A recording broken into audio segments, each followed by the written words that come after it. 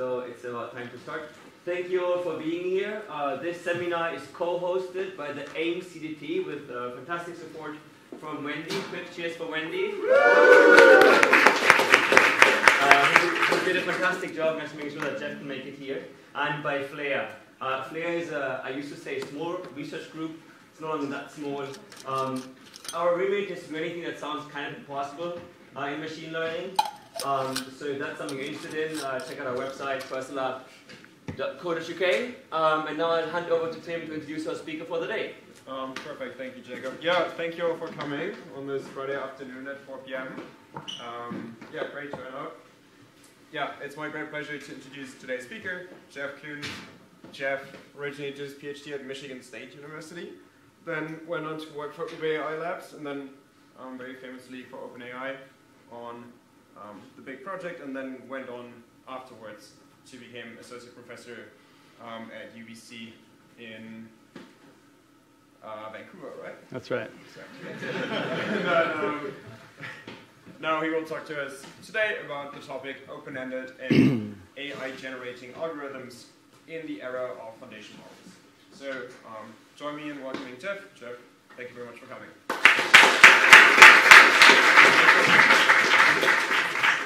Just so you know, against the standard Flare invited talks, this one is recorded because it would be good for actually to have this open-ended talk to be shareable later on. So if you do not want to be on the record, come and raise your questions after the talk to Jeff in private rather than speaking loud during the lecture.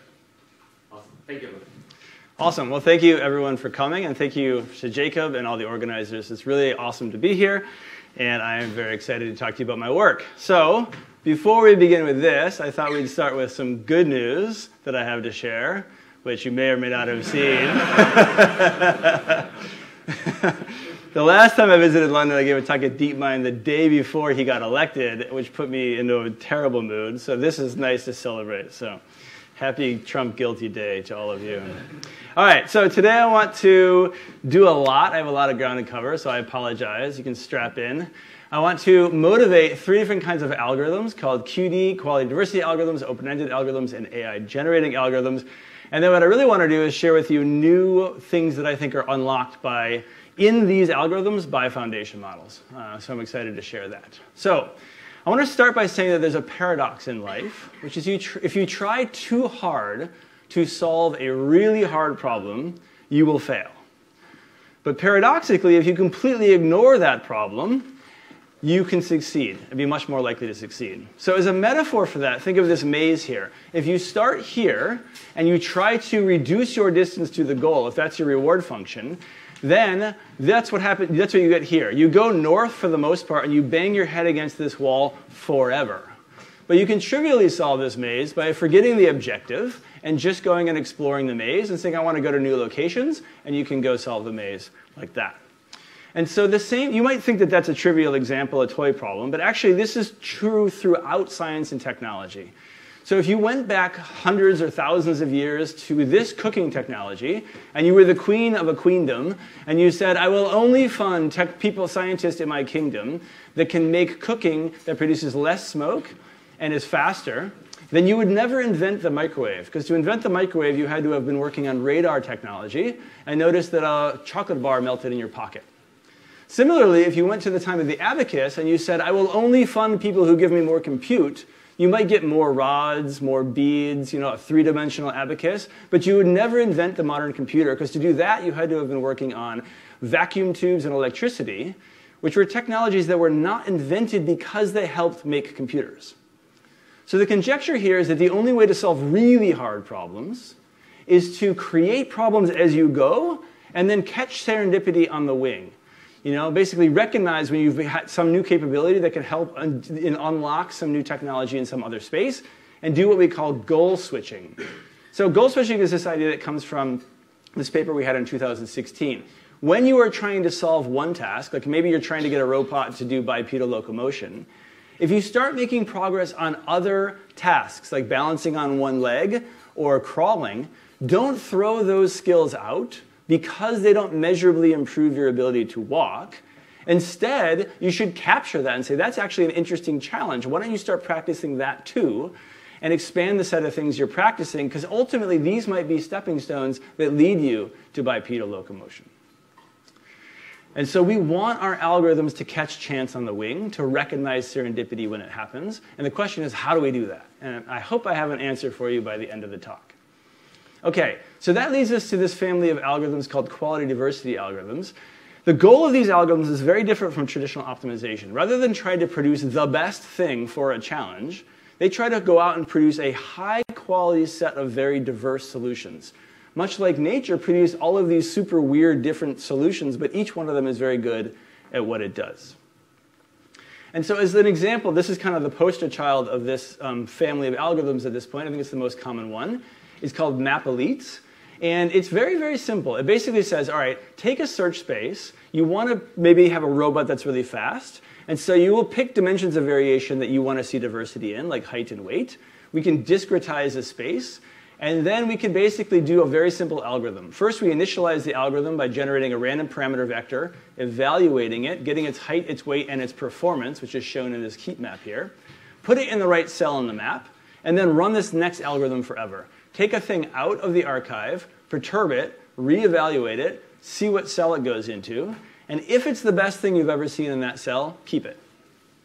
And just repeat that forever until you're done. Now that algorithm, despite being very simple, is very powerful because instead of giving you back one solution, it gets you a surface or a set of solutions that teaches you a lot about your search landscape, different places that you can do well and poorly. And here, for example, is a problem that I had worked on before we invented map-elites, which is this soft robot problem. And I was interested to see more diverse creatures. And this parade of creatures you're seeing here is actually really cool and diverse, but there's a trick. Each solution here came from a different run. And in every run, it collapsed down to one local optima, which it found. And that's not how we want to produce diversity. I want an algorithm that goes and gets diversity for me. I don't want to have to do random restarts to get diversity.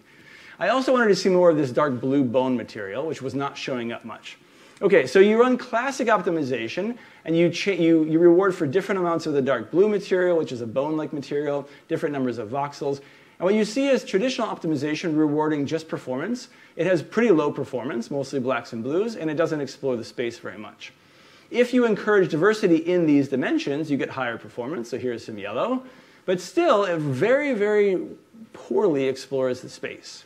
In contrast, map-elites is like a total sea change in what you get in terms of illuminating the entire search space and teaching you about different local optima and different things that you can do with the same amount of compute. So what's really cool is you can go inside these algorithms and you can actually trace the ancestry.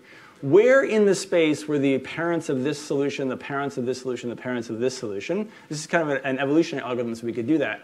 And what we see are these long circuitous paths through the search space to ultimately produce an elite in one cell.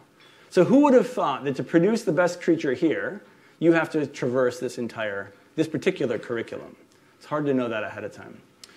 So we use these ideas in this paper we had in Nature in 2015. Here's an actual map from map-elites. And what we did is ahead of time in simulation, we get all these high quality but totally different ways for a robot to walk. And then when it becomes damaged, you can just quickly find the gate that still works despite the damage. And that allows you to very efficiently, like in 5 to 10 trials, find a gate that works really well for whatever damage condition you face. We basically use the same ideas for this algorithm Go Explore, which was in Nature in 2021, which really helped solve hard exploration problems. So at the time, there was this problem, Montezuma's Revenge, which was kind of a mini grand challenge, because it was the Atari problem on which everybody was doing terribly. Because you have to take a whole lot of actions in this game before you get any reward at all. And we don't have very good exploration algorithms that know how to behave without real rewards. So if it's a sparse reward problem, most algorithms fall on their face. Whereas this map-elites and Go Explore idea basically goes out and explores the entire set of what's possible. And that really kind of blew the roof off of this game. So here's a bunch of prior work in this space, and then Go Explore could basically beat the human world record and get arbitrarily high scores. And we actually went on and applied it to all of the games in the Atari domain, and it was basically solved, which is superhuman level, in all of the games, and kind of helped put this benchmark to rest, which at the time had been a benchmark for a really long time in the field. There's some caveats that are in the paper, but that's the gist of it. The same algorithm also works to solve really hard exploration robotics challenges. So here is PPO with intrinsic motivation, failing to solve 4 different versions of this put your toys away task, which I wish my children would learn. And here is Go Explore, solving it easily every time. OK, so I hope I've convinced you, or at least made you intrigued about the fact that QD algorithms are really interesting because they produce a diverse set of high-performing agents or policies, and they harness this idea of goal switching, but they're still stuck in a single environment. Like, no matter how long you run that robot putting its toys away, it's not going to invent calculus. So, and this is true of most traditional ML. We pick a problem like Go, and then we throw a lot of effort at it until we solve it, and then we move on to the next problem. And so I'm more interested in algorithms that invent their own problems and solutions. So that brings us to this style of algorithms called open-ended algorithms.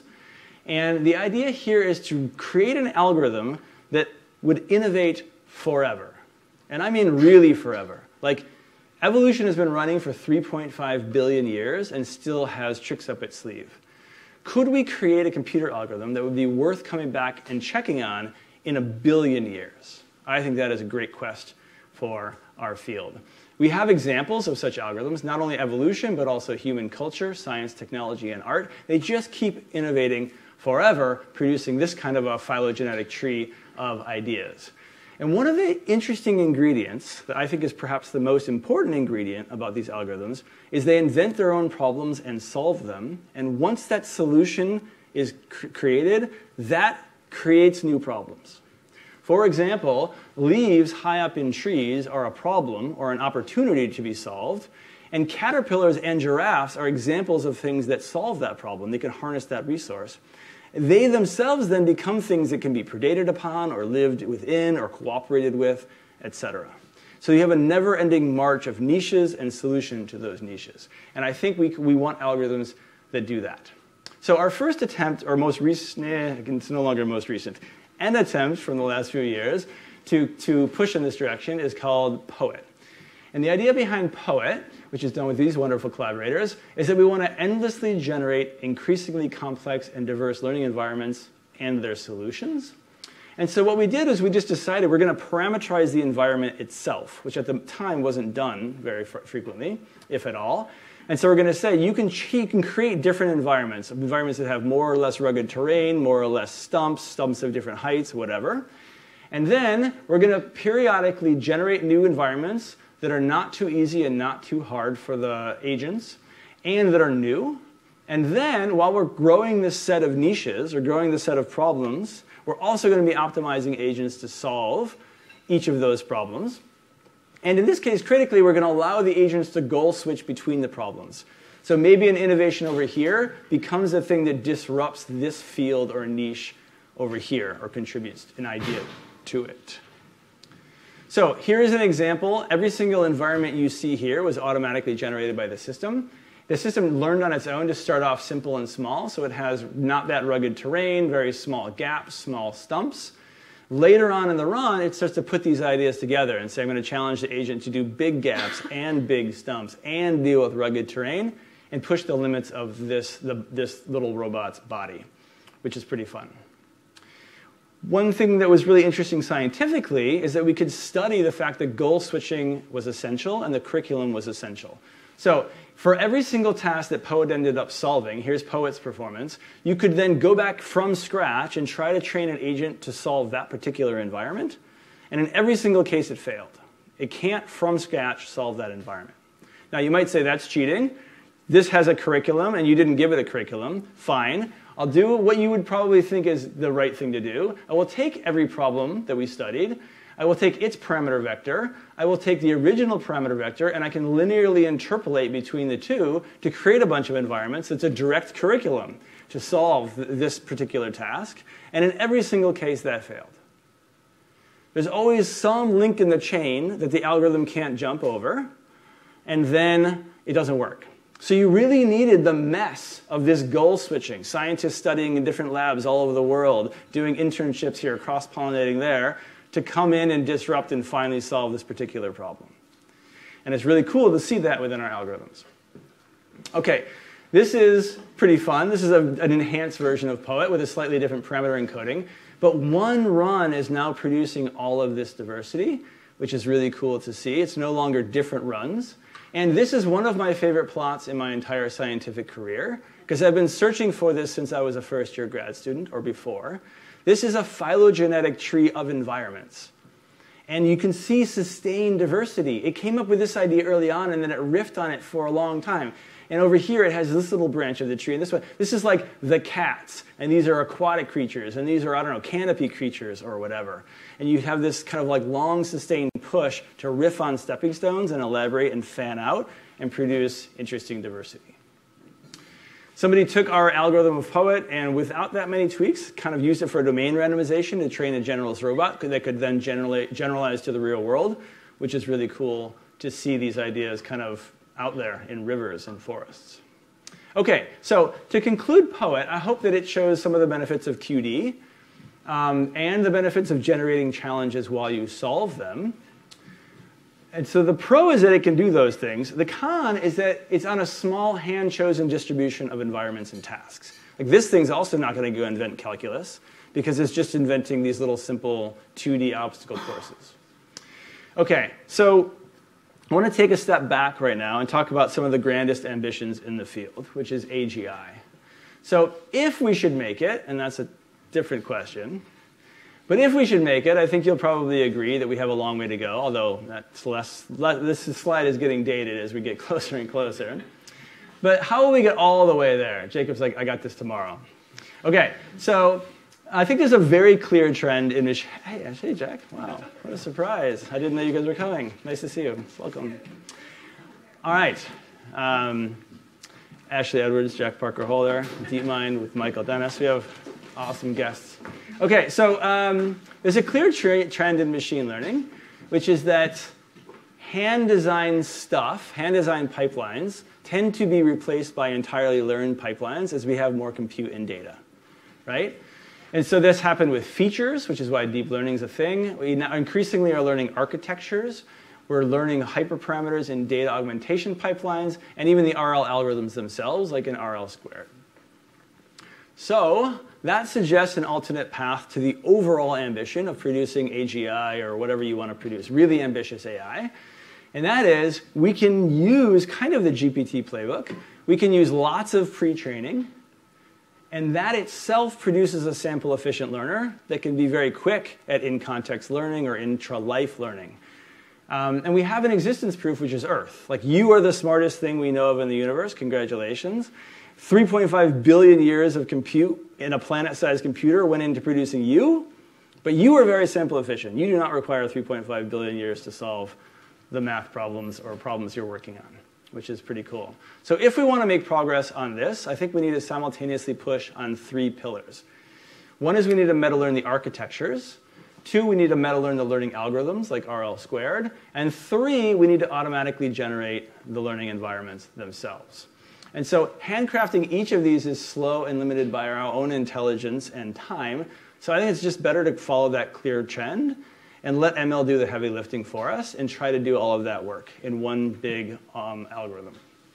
So mostly today, so far, I've focused on this 3rd pillar here. I think some of the key ingredients to getting this right are QD algorithms, open-ended algorithms like Poet. Okay, so that was the backstory. That's motivating those 3 families of algorithms. And now for the rest of the talk, I want to tell you about new work that we're doing to basically harness foundation models to do new stuff within this space of ideas. Okay, so the first thing I want to tell you about, I'm super excited about, is this work called OMNI that was led by Jenny Zhang out of my lab at UBC with these wonderful colleagues. And the idea is that if we want to really produce an open-ended algorithm that could invent calculus and learn how to clean my room and invent new types of, I don't know, biology, we need a vast task space. We can't just do 2D obstacle courses or whatever. It needs to be truly vast. And so let's imagine, for example, the space of all possible tasks that you could describe with language, with words, right? Like do a backflip, clean up my room, invent the cure, or invent a vaccine for COVID, whatever. Well, once you have that big of a search space, you have all sorts of new problems that you didn't have before. And one of the problems is, or maybe the main problem, is that most of the tasks don't make any sense. They aren't tasks you should be focused on, right? Like if you randomly sample tasks from the space of all possible words, most of those tasks are gibberish, or they're too hard. Some of them will be too easy, and most of them are not ones you want to solve. So how do you find the needle in the haystack, the things that you really want to focus your agent's limited compute on? Well, one thing you could do is say, hey, I want to have learning progress. Like, I want my agent to be able to make progress learning at this skill. That filters out things that are impossible, because you can't learn impossible tasks, too hard for me right now, and even too easy. So all of that's good, and we had those ideas in things like Poet. But there's a problem, which is that there's lots of tasks that have learning progress, that are not interestingly new. They're new, because to have learning progress, it has to be slightly different. They don't have to be interestingly new. So as an example, imagine if you were going to memorize digits of pi. Like once you know this many digits, I could give you a few more to memorize, and you could learn those. And once you have these, I could give you a few more, and you will have learning progress on this, and you could just play that game forever. So if I just motivated by learning progress, I could basically go down rabbit holes and learn a small subset of tasks and never fan out and do interestingly new stuff. Okay? So what is needed is a way to automatically determine what is learnable but also interestingly new. But that itself is very problematic. In fact, my colleagues and I have been working on this for almost, 2 decades, 15 years now, and I've seen so many attempts to quantify what counts as interestingly new fail. And so if you try to hand code this, it usually produces pathologies. And this is related to this idea of Goodhart's law, which is that when you start optimizing against a particular function, you realize it has all these problems that you hadn't anticipated ahead of time. So if you ask to find new states, you get a robot that likes to crack out on static TV. If you ask a robot to do new movements, you can get random twitching forever. That's not that interesting, etc. And so this kind of gets to this quote from Justice Stewart, which I'm going to paraphrase, which is that there are things in the world that we can't define, but we know them when we see them. And I think interestingness is one of those things. And so what we really want to do is be able to automatically identify interestingness, and I actually think that is the grand challenge in open-endedness. Maybe at least a grand challenge, if not the grand challenge of the entire field, is like, how do we crack that? And I think we might have an answer finally. It's cheating a bit because we're going to use human data, but I think we can ask foundation models, what is interesting?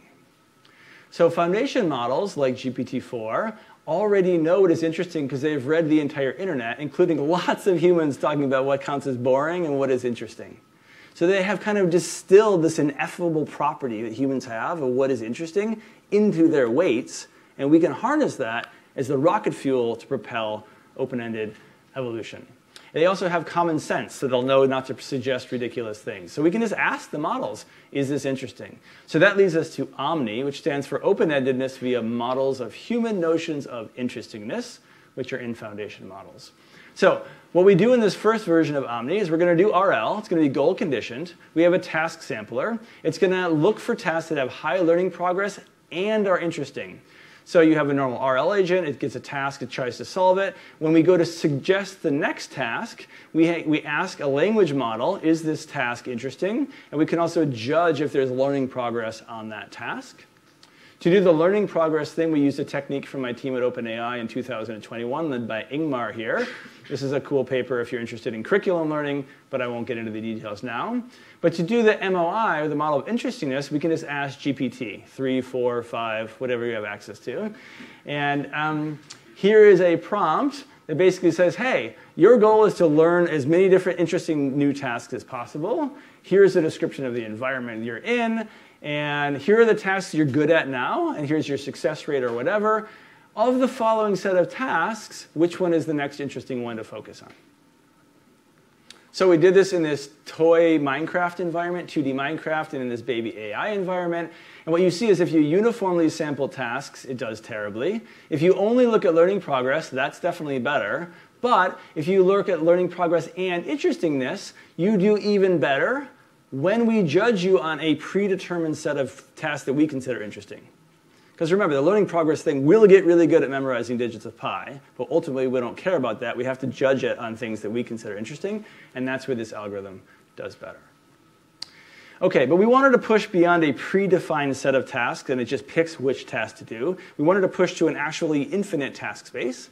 And so we said we're going to go for the set of all possible tasks describable in natural language, and we're going to put it in this rich kitchen environment and ask it to go do stuff.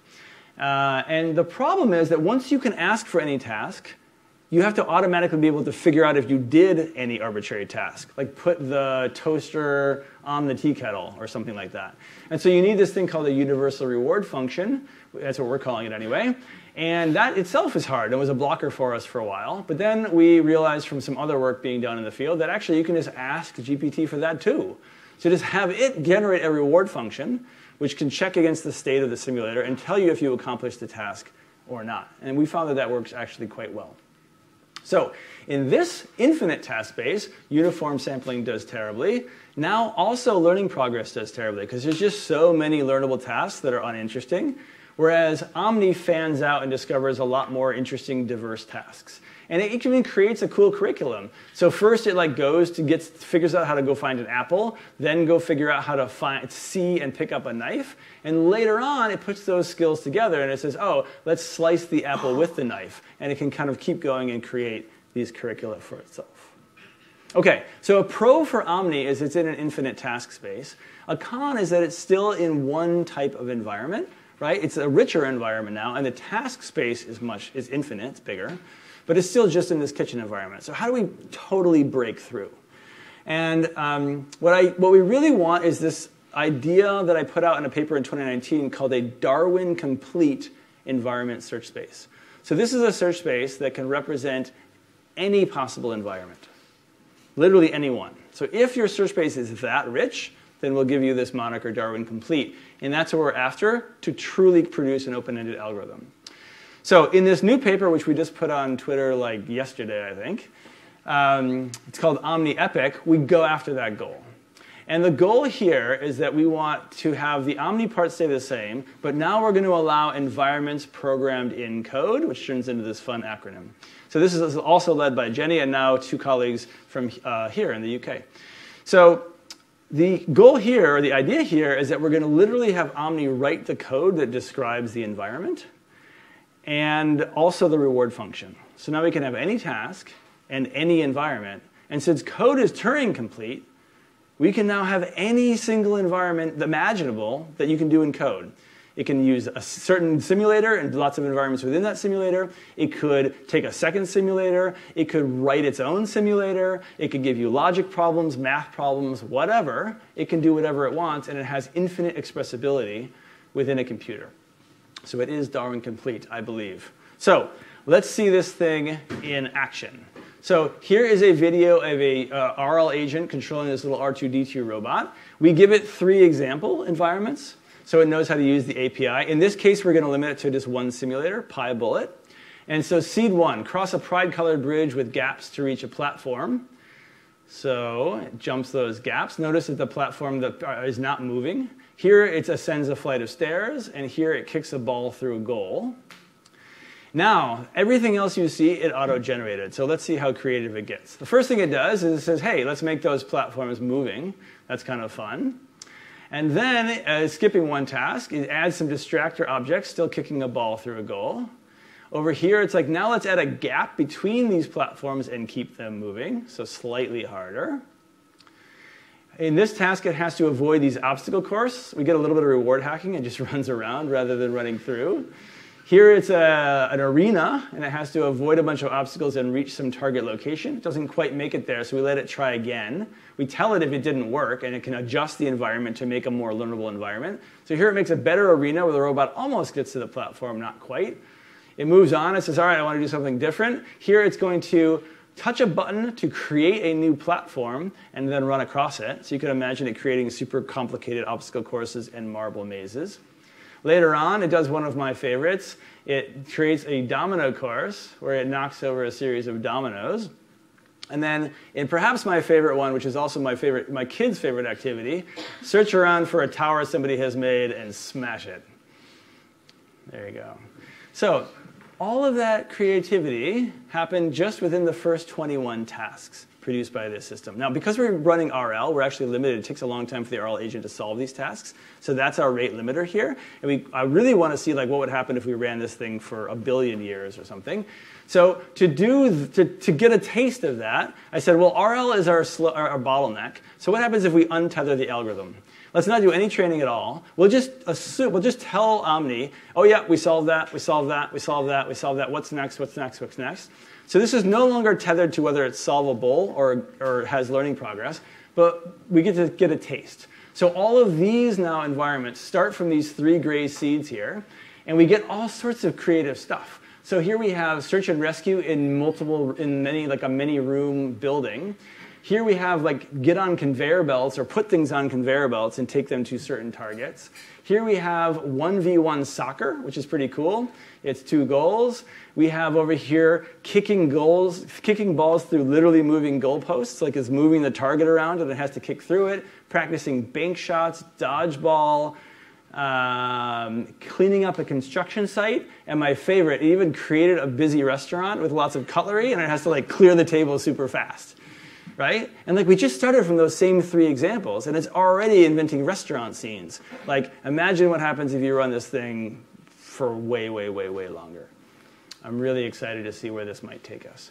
You could, of course, also swap in a different robot. So here's an ant-based robot, and these are all tasks that it invented on its own.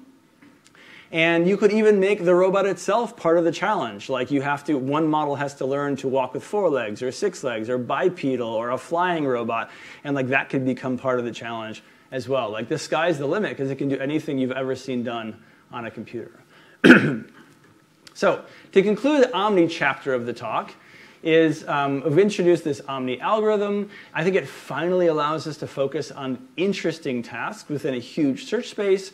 And that's because these foundation models have learned that ineffable concept from humans. And we also have OMNI-EPIC now, as of 2 days ago, that can literally generate any possible environment. So in my career, I've been searching for an algorithm that we would want to run for like billions of years. I can't guarantee you this is it, but it's the first one that I'm curious. Would it possibly keep going? What would happen? I think you might run into the limits of whether or not the model, GPT, can judge interestingness like way out into the future. Like, can it judge what's interesting in the year 3000? You might have to update the model. But otherwise, maybe it can. I don't know. I think it's really interesting to think about. Okay, switching gears. And I want to tell you about a different project. This is the project that came out of my team at OpenAI called Video Pre-Training, or VPT, done with these wonderful co-authors. And this does fit into the open-endedness theme, and I'll tell you why. So typically, as you just saw in OMNI-EPIC, the bottleneck is training. Like even if you generate interesting tasks, it still takes a while for a sample inefficient RL to go learn that task, and you're waiting. You're paying this huge task to learn that task, and then the next task, and the next task. So exploration, the ability to discover the solution, is a huge sandbag on open-ended learning. Now, in theory, meta-learning might solve that problem with a really big distribution, but it might take forever to do that.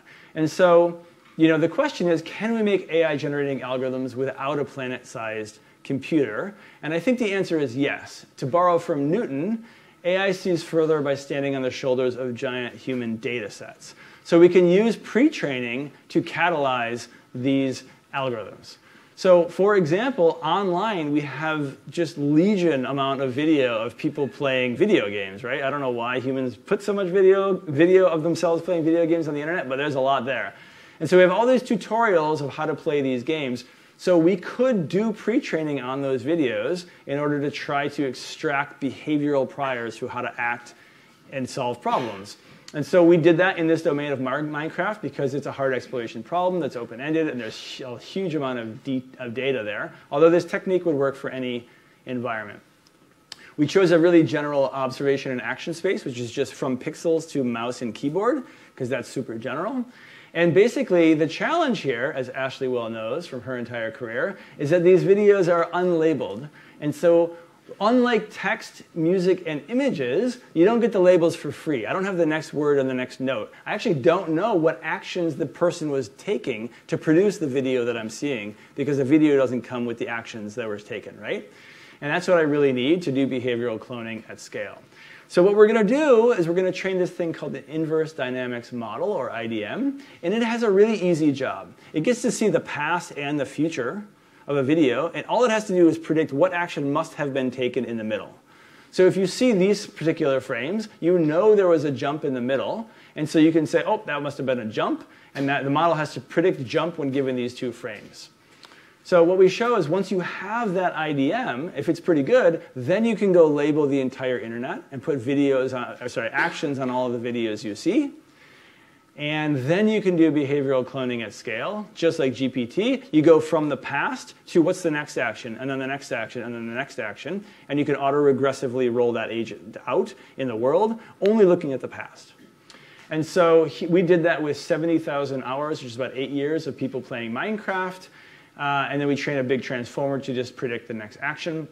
And what we found is that basically after training for a long time, you end up getting some pretty decent behavior zero shot. Like it can get some stone here, and it can get some wood, and it can even make a crafting table. These are things that take humans about 1,000 actions roughly to do, and you get that zero shot. What's really interesting, though, is if you follow the GPT playbook, so usually we train on the whole internet and we fine-tune to like a legal subset, right? And it becomes a really good lawyer.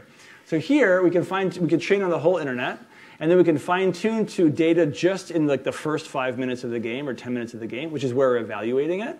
And we see these massive spikes in behavior, like 200x at making crafting tables or something, just by focusing its knowledge on the stuff that we're evaling on. But well, I'll skip that one. Even more interesting is kind of looking at the videos of these agents. So I want you to think about an open-ended algorithm that starts out with an agent that is this good at exploration.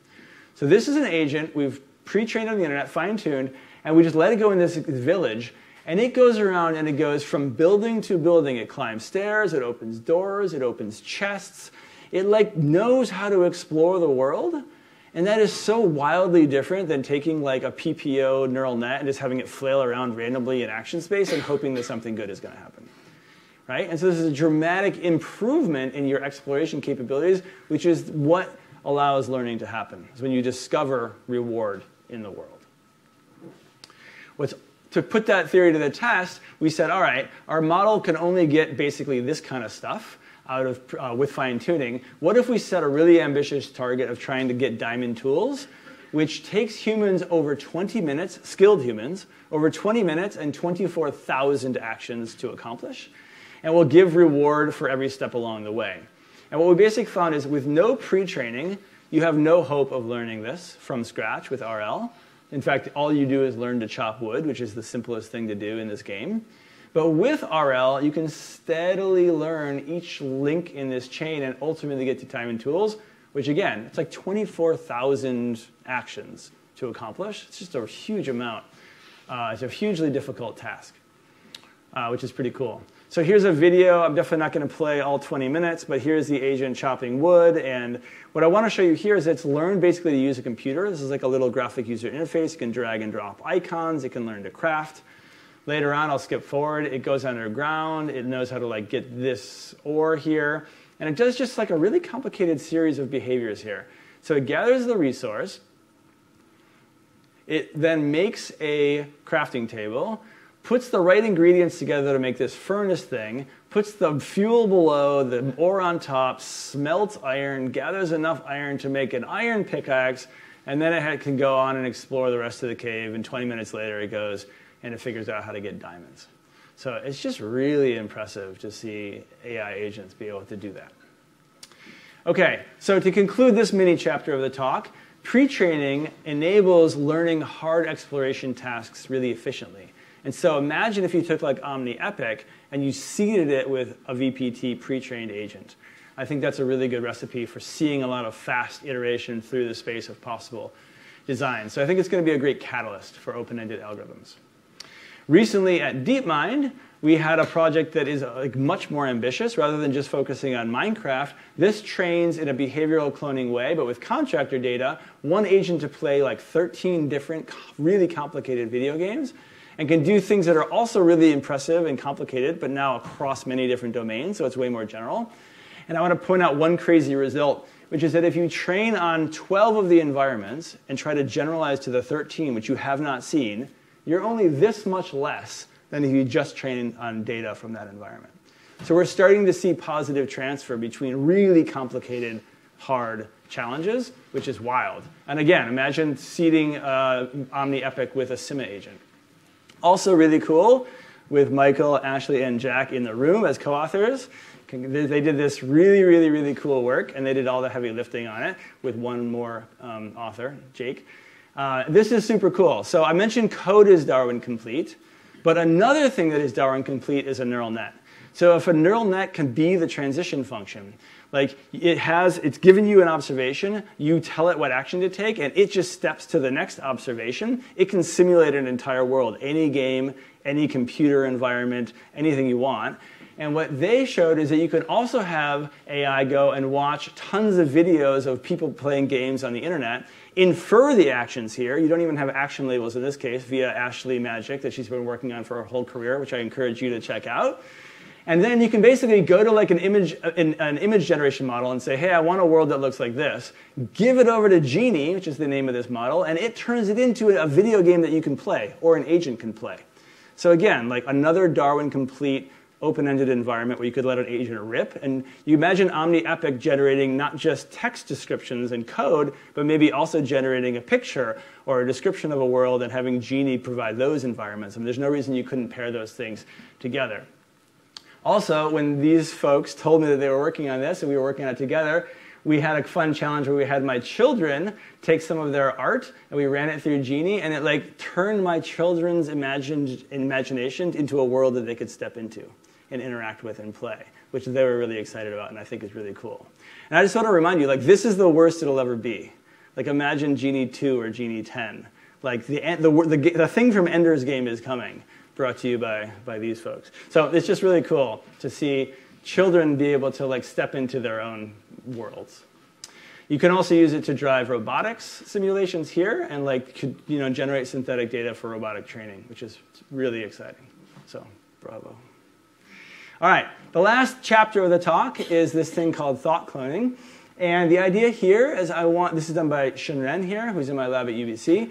The idea here is we want to have agents that learn to think in natural language in addition to act. And they're going to do that by imitating humans thinking out loud. So this is kind of like, could we do even better at sample efficiency for open-ended algorithms than VPT? And so one of the things that makes you special is language. Arguably, this is the key to why humans are smarter than all other animals, with apologies to the biologists and zoologists in the room, including my wife, who's not in the room, but doesn't like it when I say that. But I think humans are smarter than all the other animals, and I think the thing that makes us smarter is language. And that helps us generalize, adapt to new situations, combine old knowledge in new ways, explore, plan, replan, all of that. And the thing is that our agents rarely think in natural language. So you could argue that internal vector activations are like that, but there's actually a lot of cognitive science literature that says the discrete symbolic form of natural language allows you to combine ideas in new ways, and it's a really powerful representation for thinking. So our hypothesis was that thinking agents might learn, perform, and generalize better, and we're going to test that hypothesis. But there's also another reason to focus on this, and Jan, who's in the back, who's an AI safety person, will really like this, is that thinking in natural language improves safety and interpretability. It's much easier to diagnose what's going wrong with your agent if it's thinking in a language you can understand. And you can try to correct its thinking. So we'll see that soon. So we all know that behavioral cloning works really well. We've seen it in everything, Minecraft, StarCraft, VBT, GPT. The problem is it doesn't have the benefits of thinking while acting. Now you could say, why don't I give an agent the ability to think out loud and then condition on its own thoughts, and it will invent its own language and be able to use that. And that might work. However, it wouldn't be a language we understand, so we'd lose safety and interpretability. I also think it takes a long time to learn to think well and invent your own language. And that's not how humans do it. Like, we are taught language from other humans. We're taught how to think by teachers and parents. And so can we do that for our AI agents?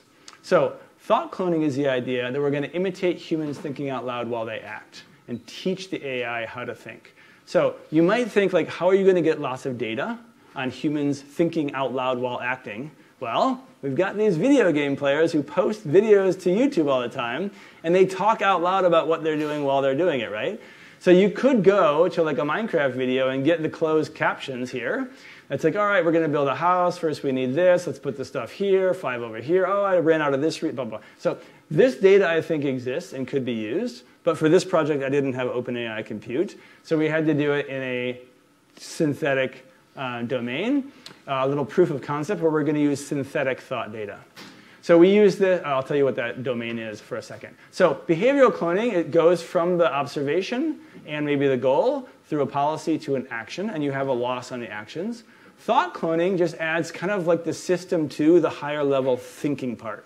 So it goes from the observation and the goal and the previous thoughts into the thinking part of the brain, the language part, that produces the next thought.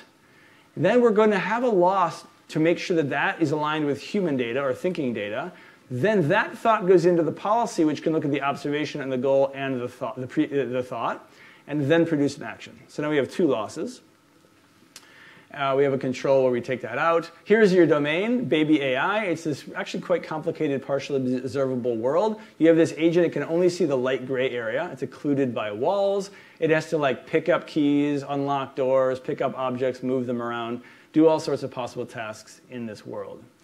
And so the data set here is that we actually, the domain itself comes with this little bot. And it creates a high-level plan for itself, and then turns that plan into low-level actions like up, down, left, right, BA, select, start. And so we have both the goals, which we can turn into like thinking data with like translating that into natural language, and then we have the low-level actions. And so what we found, this is a video of the agent in action. I think it gives you a flavor of the interpretability and the safety. So here's the domain. Here's the thoughts of the agent. So the goal's up here. And the agent starts right here, and it says to itself, all right, let's explore this unseen area, open the green door to explore, explore this unseen area, open the purple door to explore, open the blue door and go explore. But now we run into a problem. It had its original thought, I'm going to go to the purple box and complete the mission, but it runs into this purple ball here. So it has to replan. So you can watch that happen in its thinking. It says, oh, I have to remove the object. So it picks up the purple ball, it goes and it sets it down up here out of the way. And then it's like, okay, now I can go to the purple box and complete the mission. So you have to watch this thing think while it acts. So if you do normal behavioral cloning, you get orange here. If you do thought cloning, it learns way faster and actually plateaus to a higher performance. This is a control that has the same architecture but without the loss on the thoughts for completeness. But this is probably the more interesting plot, and the most interesting plot, I would say, of this paper. We had thought one thing that humans do really well is they generalize. And one reason they might generalize well is because they can think, like, oh, this is a new situation, maybe I should do this, maybe I should do this. They can bring in their knowledge and mix and match it and combine it, maybe partially because they have words. And so this is taking our trained agent and then sweeping across increasingly out of distribution. So as you move the agent more and more and more out of distribution, what you see here is that behavioral cloning falls off really quickly, and thought cloning falls off a lot less on both of these domains. This is 0 shot. And then over here is few shot. So this is the 0 shot, and then this is the boost you get by doing a little bit of training in the new environment with a little bit of extra thought demonstration data. And like, look at the difference in the lift between orange and blue. So not only does it 0 shot generalize better, but it also is much, much better at learning quickly to adapt to new situations, which is very promising. Okay, it also allows the agent to be really interpretable. So that makes it really easy to debug it. So here's a robot. Imagine if it was stuck in front of this door, and you're like a machine learning researcher at Google or whatever, and you're like, I don't know why it's not working. It's just stuck. Well, it's a giant neural net. It's like 500 million parameters. Like, good luck looking at the weights. You have no idea what's wrong. And so what are you going to do? Well, if you can watch it think, you'd be like, it says, oh, I can't open the door because a person's there. And you're like, oh, the movie poster.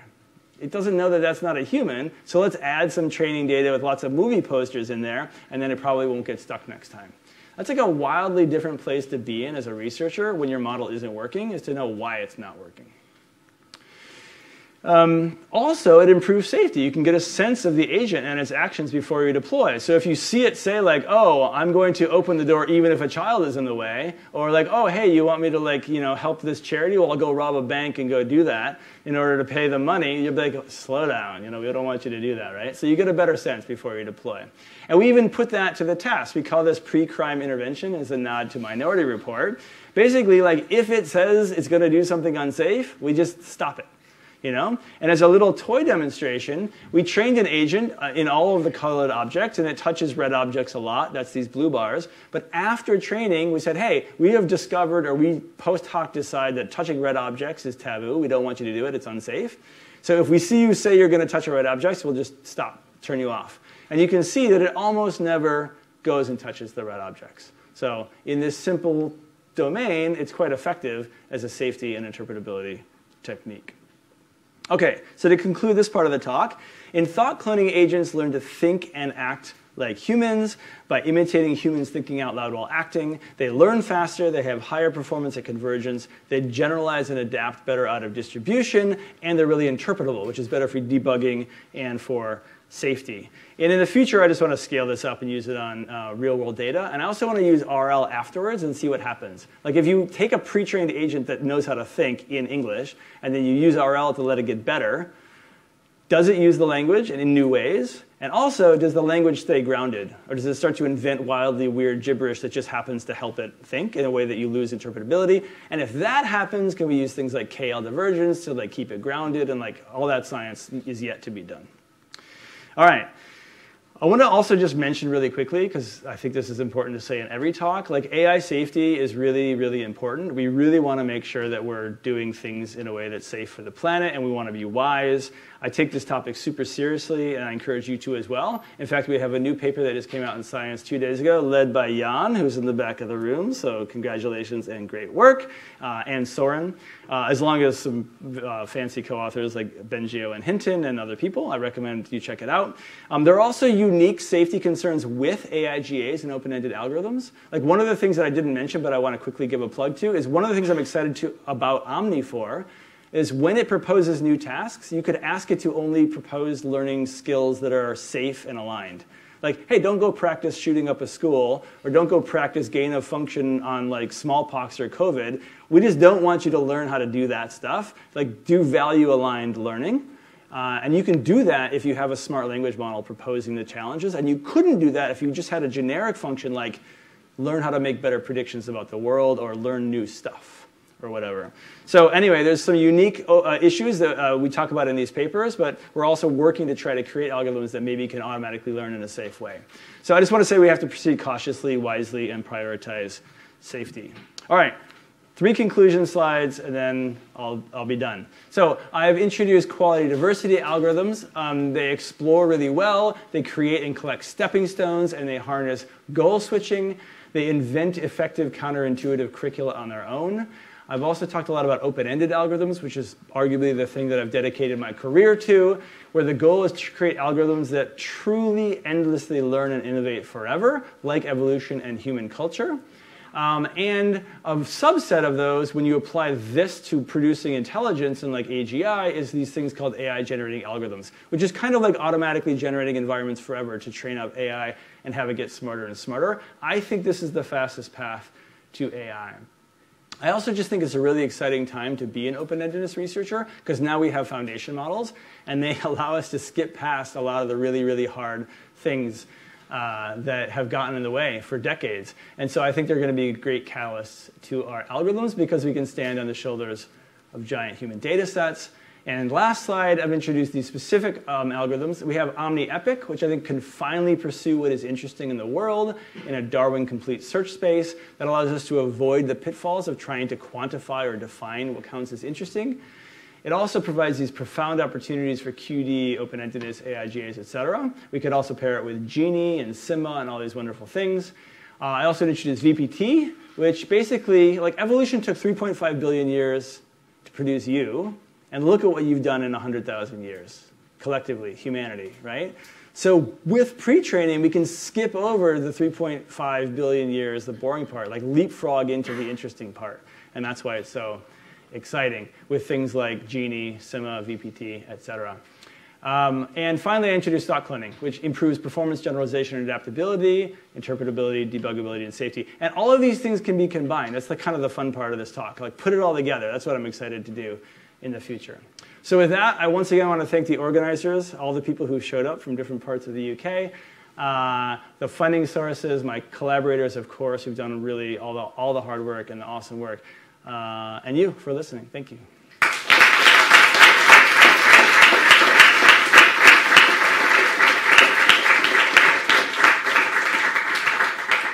Any questions? Yes, right here. Yeah, thank you for the great talk. My question is regarding the first part, where you basically said try to have agents learn things that we find interesting, where we encode what we find interesting through large models. What do you think, how is defined what humans find interesting? Is that maybe defined through evolution, basically? What makes us survive in these kinds of things? What should be maybe defined as interesting? And if so, what would that mean for having agents perceive similar goals, or perceive goals that we find interesting? Yeah, so I think it's really interesting, pun intended, why we have a sense of interesting. I think it's definitely something that's been evolved in.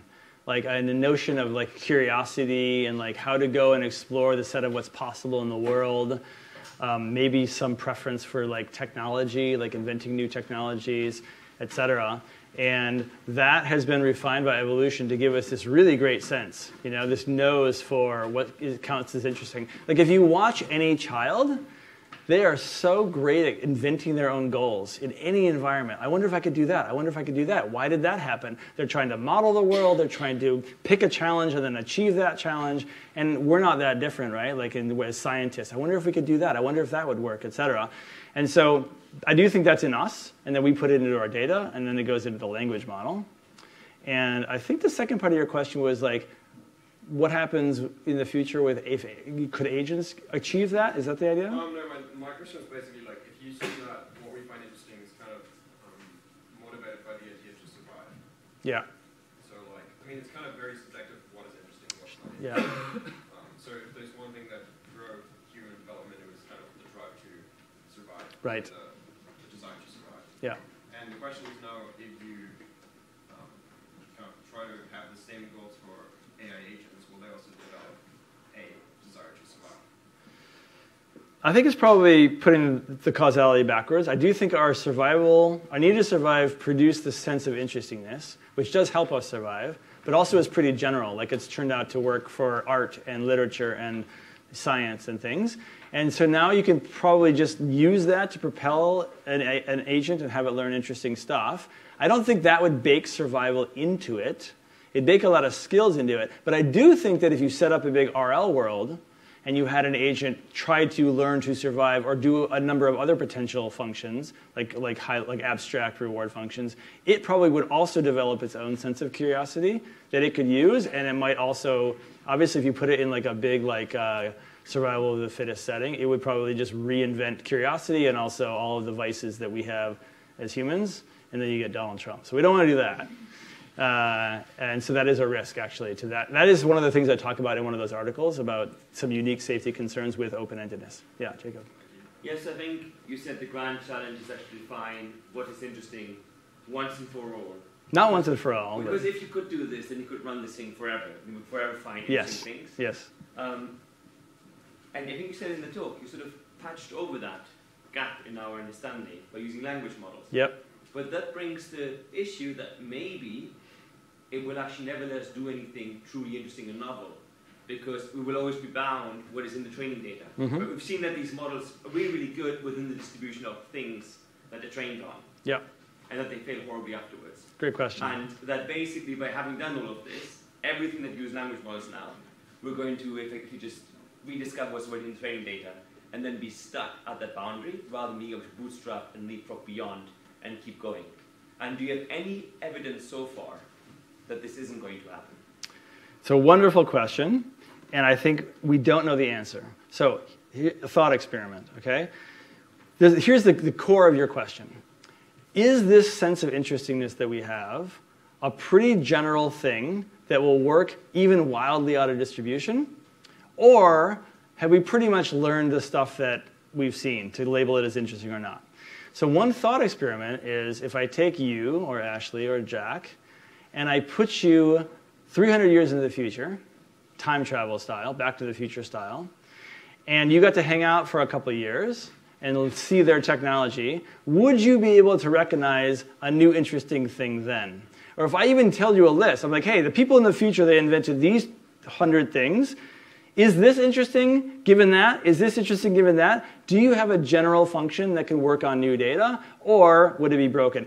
I would argue, I see your hand up, hold on 1 second. I would argue that it's pretty general, right? Like, we're way out of distribution from hominids and Neanderthals, and I'm still judging your research as way more interesting than much of my research, for example, because I have a good sense of interestingness, right? And all of us, we're like evaluating apps and drones and stuff like that. We're like wildly new stuff. So how far does that go before it peters out? It might. And it might peter out with current language models, but not GPT-7 or 8 or 9 or whatever. Or if you have humans around, you could do what we call open-endedness through human feedback. You just periodically go back to the model and be like, hey, you've drifted. You're starting to call things that we don't consider interesting. Ask some humans, refine the model, go back to the races, and just do the RLHF thing, but with OEHF or whatever. That is another approach. Sorry, your hand was up. Yeah, very quickly. I think the crux here is that so far what we've seen is that these models are terrible out of distribution, right? So I think we had this little example we tried using cultural evolution in our lab, and it's a very simple task and it's failed completely. And I guess, yes, all of us, we would believe we can still spot the interesting. You know, if I came from the past and I saw your talk, I would think it's fantastic. Thank you. Even from 1,000 years ago. But I just don't believe that the models that we have today have that generalization capability. And the question is, can we bootstrap that somehow, right? Can we build this into the loop to make them generalize better? Yeah, so I definitely don't, I mean, if anyone here has ideas, maybe you do, you should work on this. I don't know how to make it work forever without a human in the loop. I think the human in the loop answer would just work, the OEHF thing. Could you do it without a human? I'll also put in a quick plug for something, which is, I think because we now have foundation models, open-endedness has bifurcated into easy open-endedness and hard open-endedness, right? Like evolution produced us without using giant human data sets. It figured out how to make an algorithm to create problems and solve them all the way up to human level intelligence. If we use foundation models to leapfrog and we produce AGI, like bootstrapped on human data, that's super hard and fun and interesting. But I would still want to go back and try to do it without human data. Like that is the real scientific challenge. And so if anybody has ideas how to figure that out, it's really interesting and cool. And one thing might be it recreates its own, but then you have to create the world and the fitness function or the reward function that has endless complexity to just kind of show up. And one of the things I was thinking about last night as I was driving here, left-handed on the wrong side of the road, was OMNI-EPIC might be a really cool breakthrough because it has abstracted away the hardest thing that I haven't been able to figure out for 10 years, which is how do I create an algorithm that automatically, when one niche is solved, produces another interesting niche. Like in A-Life, like caterpillars, they're a bag of proteins that once they learn how to chew leaves, you can go eat them. But I don't know how to make a world in which like solving one problem creates the next problem, the next problem, the next problem in any sort of like A-Life-y way and way with physics. But maybe we just skip that and we just say, hey, you solved one problem, what's the next interesting problem? What's the next one? That abstraction of like one problem begets a new related but yet also not yet solved problem. Boom, we're just off to the races. Sorry, there's a question here. 2 questions. You guys can thumb wrestle. Yeah, so my question is about the thought cloning. Yeah. I was wondering, have you tried some sort of like thought injection? You do this sort of like as an interface to the agent, like with the example you gave where it sees the face, which is actually a poster, it has that thought. Could you go in like, as you know, a human monitor and like override this and say, pretend it had a thought, but it's like, I realize it's actually just a poster. To kind of, and then because then the policy conditions on that. Yes. In fact, this red line here, which I didn't tell you about, is what we call oracle thought cloning. It is thought cloning where we give it the perfect thoughts, and it's perfect, basically. And so what this tells us is not our low-level system 1 muscle memory thing that's getting in the way. It's the thinking part that doesn't have enough data. But if we inject the right thoughts, the agent knows how to do the right thing and act perfectly. And you can just stick them in. Also, my student, when he was doing the work, he kept on running into some problems. And he would be like, oh, I think I know what's wrong. And he would put in the thought, and the agent would go around and figure it out. And so it really did help with the debuggability to be able to basically ask it to do something and see what happens. It's like just night and day in terms of making, like, iterating on these models.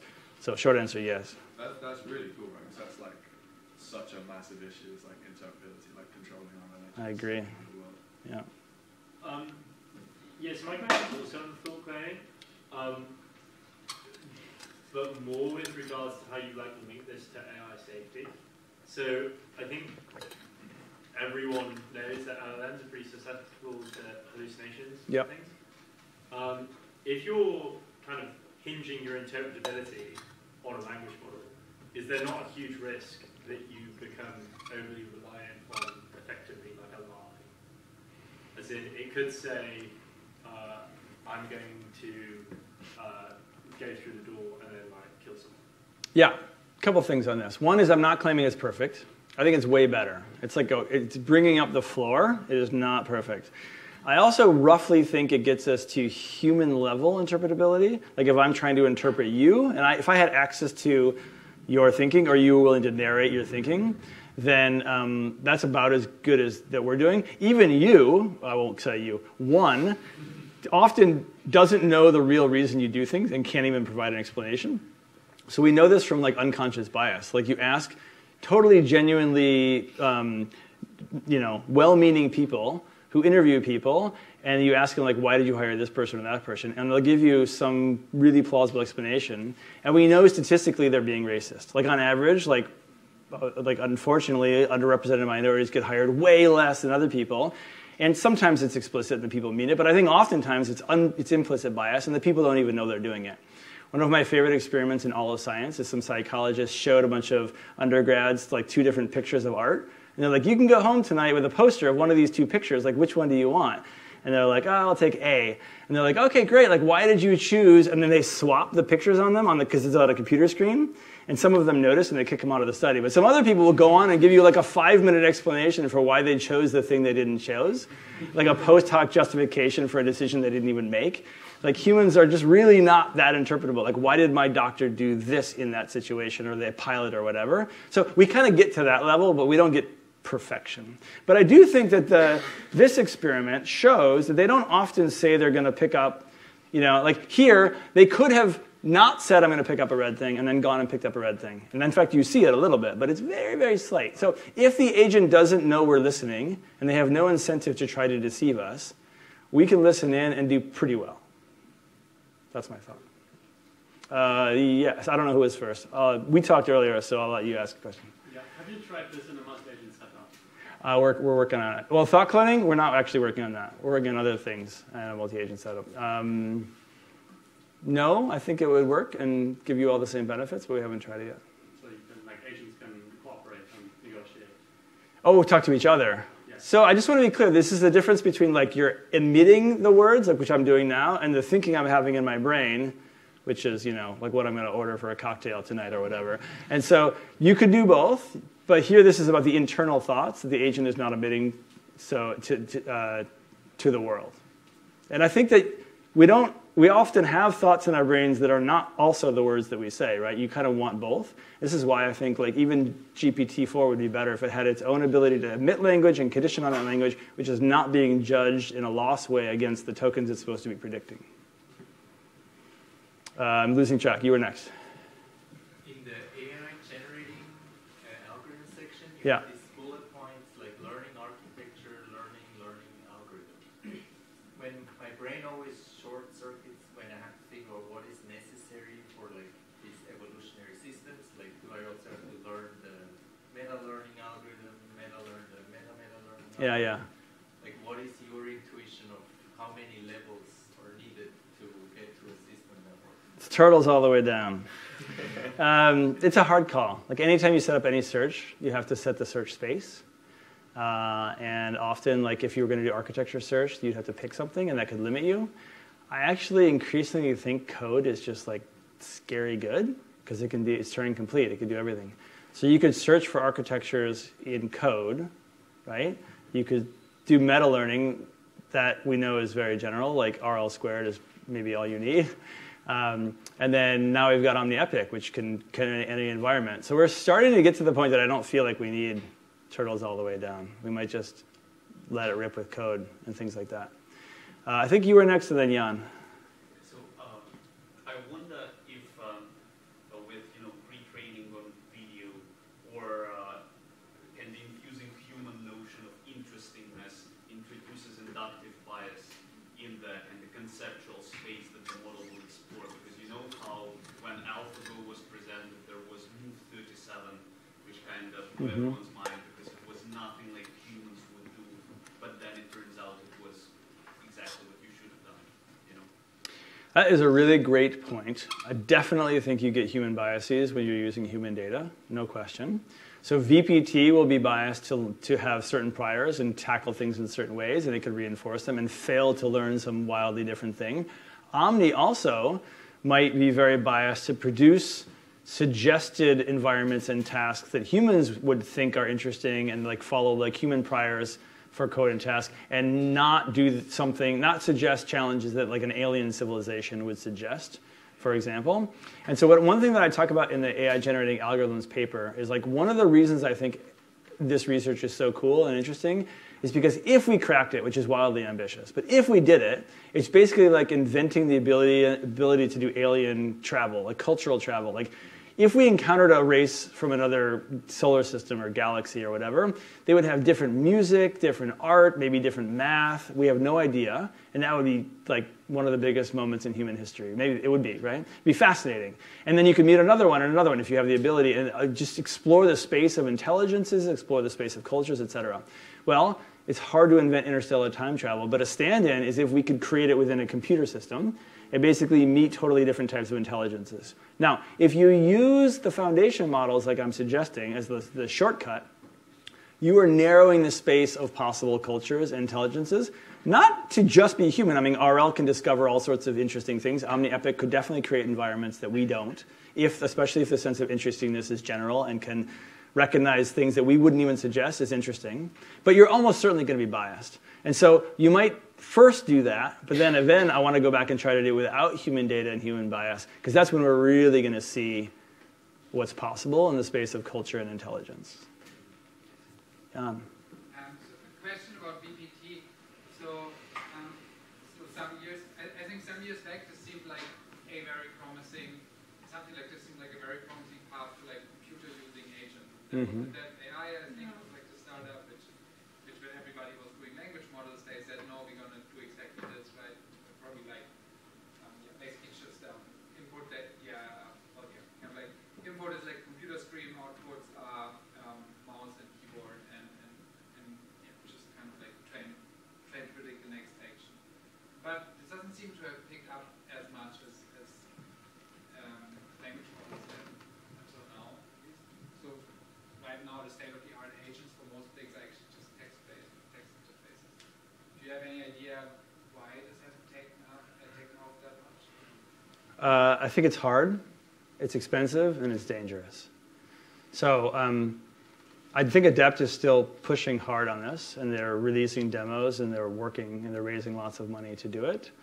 I have seen, I'm not divulging anything that I know insider information, but if you look, you'll see lots of public reports that OpenAI is also working on computer using agents right now, like in the Information and New York Times, I think it's been reported.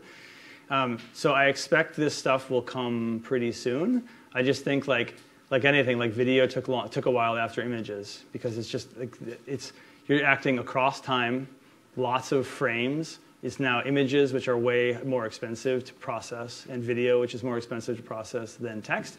And then you really have to get it right. Like if you unleash a helper agent on your computer that can like change the settings of your Wi-Fi password, or like execute commands at terminal, or delete all your emails, or send an email to your boss that says something undesirable, that's a lot of power, and you have to be real careful that you've aligned the heck out of that thing. And so I think people are going to go slow and cautious. But like, I definitely, just as a thought experiment, imagine a company going to some huge, imagine a startup going to some huge company like Ford, GM, Accenture, whatever, and it's being like, we will record your employees at their desks with their permission, or maybe we'll require it, and get vast quantities of data of them doing relatively repetitive computer jobs, and we'll behavioral clone that into a model, and now you have the GPT of like office work. Like, that is definitely coming, and it's going to be economically extremely valuable, and it's going to disrupt a lot of jobs. Okay, he's deferring to you. Go ahead. There's an interesting switch in your talk. In the beginning, when you did the first work on Poet and so on, you still showed performance on held out tasks. So there was a notion that thinking now actually solve tasks that we've hand designed that you couldn't solve otherwise. We just train on these tasks. There was a clear motivation. Open-endedness actually gives you a path towards solving things that you otherwise couldn't solve, even if you knew that problem, you're trying to solve it from scratch. It was Omni, but not Poet, but yes. Yes, okay, sorry. That's okay. But later on, in the OMNI-EPIC, there's no longer a notion of this. There's no longer an actual performance thing. Here's something we can do now that we couldn't do before. And I'm curious, how do you think about evaluation in the field of open-endedness? Yeah. Is it just Twitter likes as proxies for human interestingness? Or is there something else that we can actually use as a gauge of if we're making progress on this open-ended agenda? Yeah. As a side note, I actually think that Twitter likes is a really interesting idea. I've been thinking about this for a long time. Could you create a system that just, like a Twitch stream of OMNI-EPIC, and people can like or not like an environment, or let them play? And the ones they play, the ones they share, the ones they like, you're gathering all this data from humans. And maybe like the AI is exploring the space of possibilities, and the humans get to go like explore the artifact of games and worlds they've created, all sorts of cool stuff. But to your question, the only reason we don't have it is because we just haven't taken the time to do it yet. I definitely think that if you ran OMNI-EPIC for a really long time, especially if you train a generalist agent on all of those worlds, it would start transferring and solving all sorts of useful tasks for you.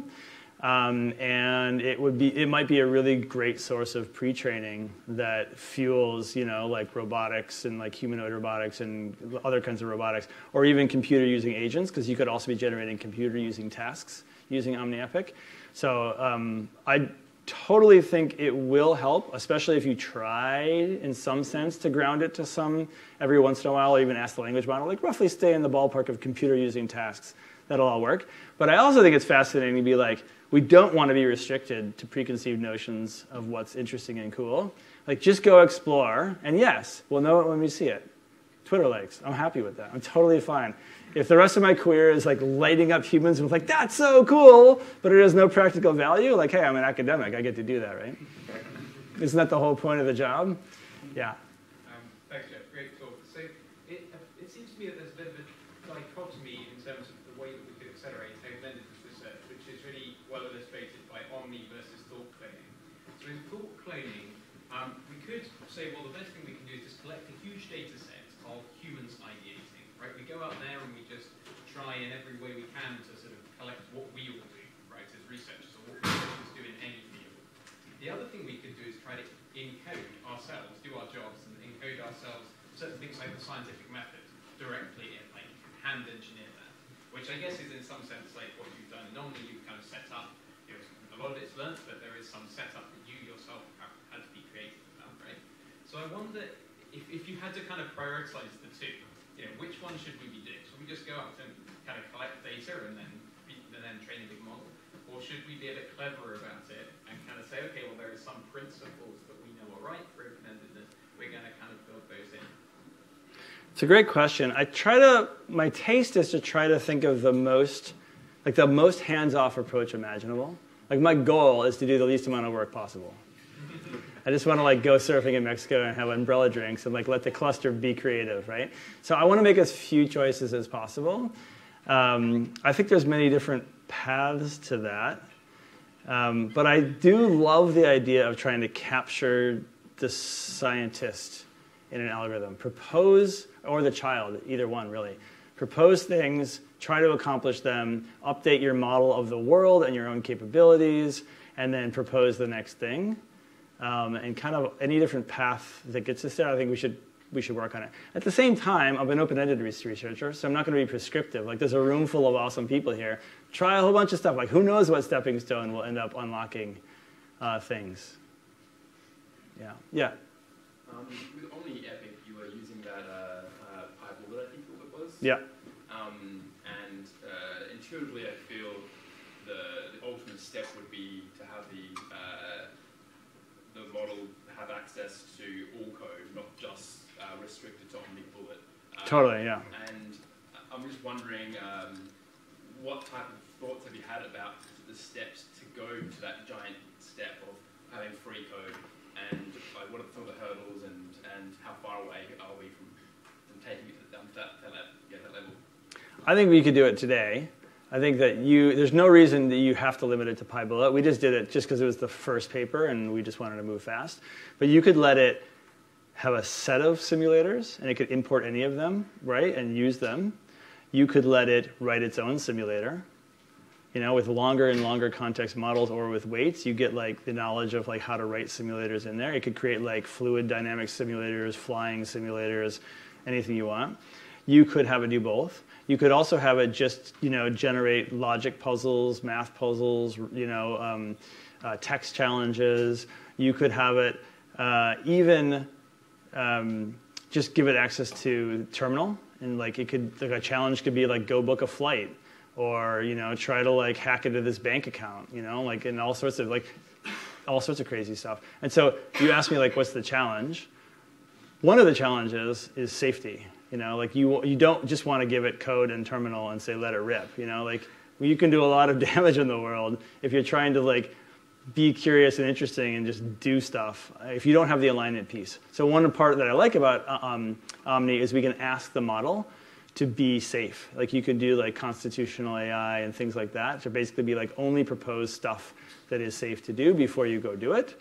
But you want to be able to, even especially while you're doing the research, you have to sandbox the heck out of things and make sure it doesn't go do nefarious things on the internet. And then I think you have to deal with some engineering and infra issues, like how are you going to let it run arbitrary code in a safe way?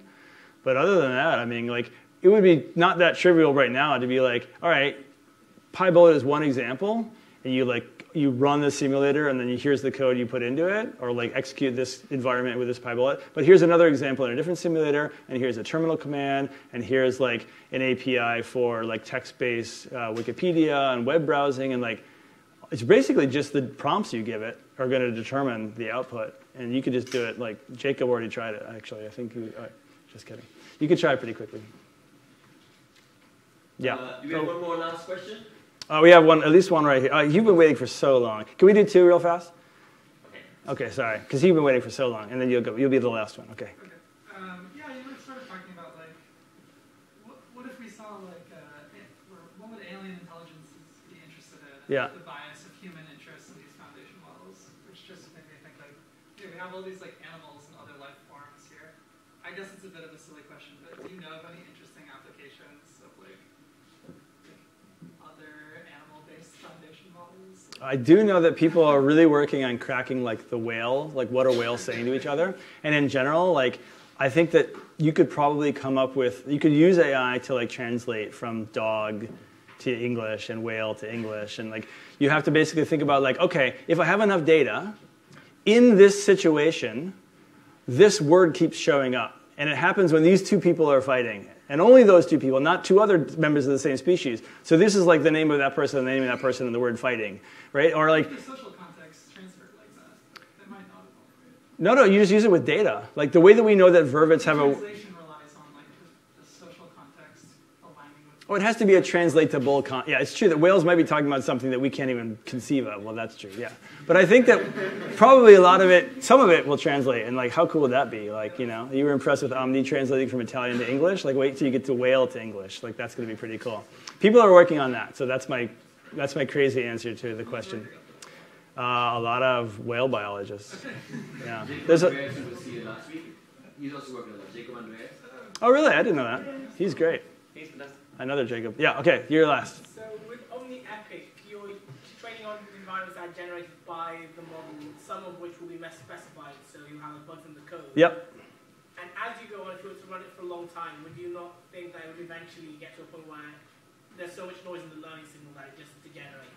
Great question. Right now, in our loop, I didn't show you the big complicated thing, but almost every time it's generating something, there's a feedback loop. So if it generates code that doesn't compile, we tell it and we show it the errors. We ask it to try again. It gets to try a few times, and if it can't figure it out, we punt on that. We go get a new stepping stone from the archive, and we say, all right, now riff on this theme. Similarly, if it proposes an environment and the agent can't learn it, then we tell it, hey, it just tried for this long. Like here was its learning curve. It got to this level, but no farther. Do you want to modify the environment to make it easier? So it can do shaping. It can change the environment. It can react to what it's seeing. And after a while, if it doesn't work out, we punt and we go get a new stepping stone and we try again. So you can just like use the intelligence of the model in the system to make kind of every piece of the puzzle smart, like a scientist would. Like you would, if your agent wasn't learning, you would modify it and maybe make it easier, or like you'd debug your code. It's like almost cheating, but we kind of have like a little AI scientist in the form of these foundation models we can stick in there and start doing our work for us so we can go have cocktails, which is about to happen, actually. Thank you all so much. That was a really fun conversation.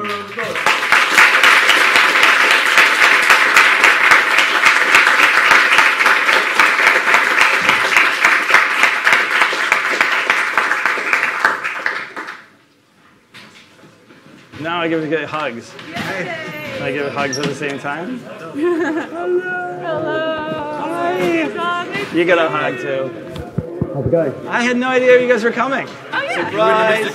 That's awesome. Surprise. You're welcome. That's awesome, yeah. We'll have a second